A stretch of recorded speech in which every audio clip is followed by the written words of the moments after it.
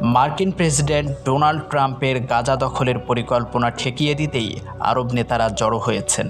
শুক্রবার গণমাধ্যম Jerusalem post এক প্রতিবেদনে এ তথ্য প্রকাশ করেছে। কূটনৈতিক ও সৌদি আরবের সরকারি সূত্র গণমাধ্যম আল জাজিরাকে জানিয়েছে, গাজায় ট্রাম্পের পরিকল্পনার বিরোধিতা করছে আরব রাষ্ট্রগুলো। তবে অবরুদ্ধ উপত্যকাটির শাসন ক্ষমতা কাদের হাতে থাকবে তা নিয়ে দ্বিমত রয়েছে। সৌদি আরবে বৈঠকে বসবেন আরব নেতারা। সৌদি পররাষ্ট্রনীতি বিশেষজ্ঞ উমর করিম এএফপিকে বলেন, বৃহত্তর আরব বিশ্বের সঙ্গে সম্পর্ক এবং ফিলিস্তিনি ইস্যুর ক্ষেত্রে এই শীর্ষ সম্মেলন হবে কয়েক দশকের মধ্যে সবচেয়ে গুরুত্বপূর্ণ। সৌদি সরকারের ঘনিষ্ঠ একটি সূত্র এএফপিকে জানিয়েছে, আরব নেতারা গাজার জন্য ট্রাম্পের পরিকল্পনার বিপরীতে একটি পুনর্গঠন পরিকল্পনা নিয়ে আলোচনা করবেন।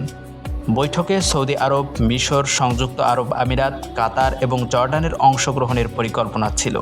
তবে সম্মেলনটিতে উপসাগরীয় সহযোগিতা পরিষদ জিসিসি এর অন্তর্ভুক্ত ৬টি দেশের সবকটিকে এবং ফিলিস্তিনি কর্তৃপক্ষকে অন্তর্ভুক্ত করে সম্প্রসারিত করা হয়েছে।